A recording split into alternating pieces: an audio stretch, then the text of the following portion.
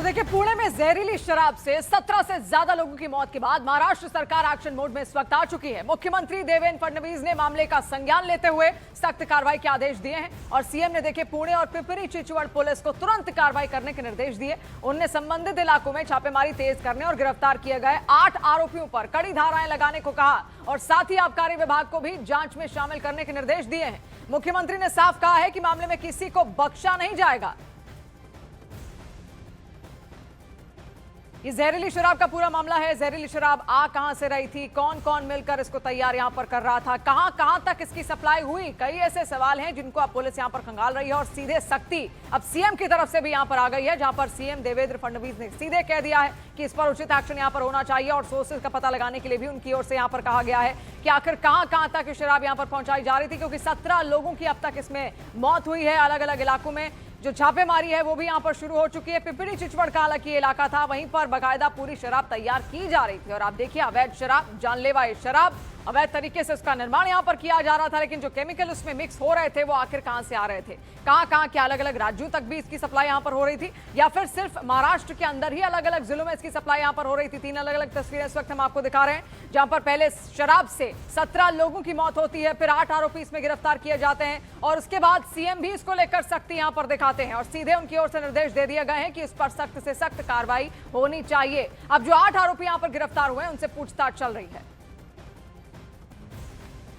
दुर्भाग्यपूर्ण घटना है, इसमें तुरंत 8 लोगों को अरेस्ट किया गया है और कुछ लोगों को और अरेस्ट किया जा सकता है। इसके कंप्लीट इकोसिस्टम को हम लोगों ने ढूंढकर निकाला है, हमारी पुलिस उस पर पूरे प्रकार से प्रयास कर रही है और कहां तक ये इकोसिस्टम फैली है इसको भी हम लोग निकालकर और एक्साइज डिपार्टमेंट के साथ जॉइंटली हमारी पुलिस काम कर रही है। मैं ऐसा मानता हूं कि निश्चित रूप से इसकी जड़ों तक जाकर हम इसको समाप्त करेंगे। तो देखिए, सीएम की ओर से भी सीधे कहा गया है कि जड़ों तक जाकर इस पूरे गिरोह को यहां पर समाप्त किया जाना है और आरोपी की तस्वीर भी आप यहां पर देखिए, ये योगेश वानखेड़े है जिसकी तस्वीर इस वक्त हम आपको दिखा रहे हैं। इसके अलावा भी 7 लोगों की कुल मिलाकर पूरी गिरफ्तारी यहां पर हुई है।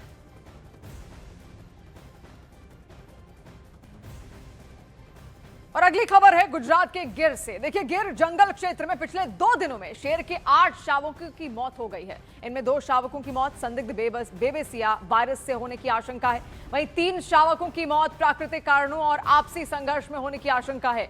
वन विभाग की टीम ने गिर जंगल क्षेत्र के 10 किलोमीटर के बाहरी क्षेत्र आने वाले संदिग्ध शेरों और आइसोलेट कर उनके वैक्सीनेशन की प्रक्रिया शुरू कर दी है। तो गुजरात के वन मंत्री अर्जुन मोढवाडिया ने यह कहा है कि गिर जंगल में किसी बड़े संक्रमण या फिर महामारी जैसी स्थिति नहीं है। उन्होंने यह भी बताया कि बेबेसिया वायरस से केवल 2 शावकों की संदिग्ध मौतें हुई हैं, बाकी शावकों की मौत दूसरे कारणों से हुई है। संदिग्ध शेरों की पहचान अब कर उनके सैंपल लिए जा रहे हैं। इससे पहले 2018 में देखिए बेबेसिया वायरस से ही 1 महीने के भीतर 11 शेरों की मौत हुई थी। तो आप देखिए, गिर के जंगल खासतौर पर वहां के शेरों के लिए ही यहां पर जाने जाते हैं और ऐसे में लगातार गर्मी भी यहां पर हो रही है और भी बहुत सारे कारण हैं। हालांकि बताया जा रहा है कि 2 जो शावक हैं उनकी मौत बेबेसिया वायरस की वजह से यहां पर हुई है और साल 2018 में भी ऐसा ही एक मामला देखने को मिला था। तो सिंह बाल कब का जो मृत्यु हुआ है और ये मृत्यु की जांच हो रही है, ये मृतक कब है उनका सैंपल लेकर, ब्लड सैंपल और लार्वा सैंपल लेकर वो गुजरात बायोटेक्नोलॉजी रिसर्च सेंटर में भेजा गया है। उसका रिपोर्ट 2-3 दिन में अपेक्षित है। 2 दिन में कोई घटना घटी नहीं है, उससे माना जा रहा है कि ये आज के दिन में कोई चिंता का विषय नहीं है।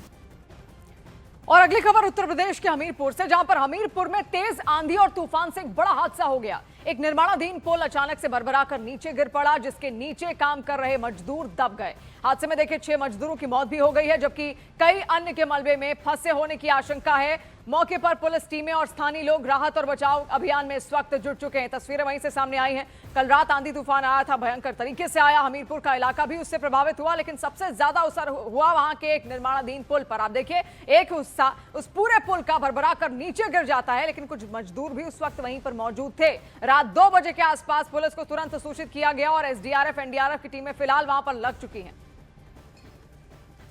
तेज आंधी और तूफान की वजह से हमीरपुर का एक निर्माणाधीन पुल गिर गया है, जिसमें मलबे में दब करके 6 लोगों की मौत हो गई है। मैं बता दूं, ये गांव है बाबूराम निषाद जो सांसद हैं, यहाँ मोरा कांदा ललपुरा थाना क्षेत्र का पड़ता है, जो पुरारा थाना क्षेत्र से ये पुल जोड़ता था। ये निर्माणाधीन पुल था जिसका जल्दी ही निर्माण होना था, लेकिन अचानक जो आंधी और तूफान आया जिसकी वजह से मलबे में दब करके 6 लोग मरे हैं। कहानी क्या थी कि ये पुल के नीचे सो रहे थे और अचानक किसी कारण से ये पुल भरभरा कर गिर गया और 6 लोग इसमें दब गए। 3 लोग अभी भी दबे होने की आशंका है, जिसका रेस्क्यू जारी है। देख सकते हैं किस तरीके से पुलिस प्रशासन एसडीआरएफ की टीम रेस्क्यू कर रही है और वो जो मलबे में दबे लोग हैं उनको निकालने का प्रयास कर रही है। रेस्क्यू लगातार जारी है और लगातार कोशिश कर रही है कि मलबे से दबे लोग जल्दी से जल्द बरामद कर लिए जाए। मेरे पापा काम करने आए थे, ड्यूटी मजदूरी करते हैं और हमारे यहाँ ड्यूटी करते हैं रात में, और ड्यूटी करने आए थे, इसलिए यहाँ हमें मालूम नहीं था। हम रात को फोन भी किया था, जब आंधी आई थी तो कॉल नहीं उठाया था। तो फिर हमने दूसरों को जो मतलब साथ में रहते हैं उनसे किया था। वो अंकल ने फिर बताया था कि ऊपर से जो मतलब रखी पट्टियाँ, वो पट्टियाँ और मतलब शटरिंग से गिर गई नीचे। उस अंकल ने बताया, तब हम लोगों ने सब लोग को बताया, तब यहाँ पर हम आए। अब हम यहाँ आए, हमें किसी ने दिखाया नहीं है।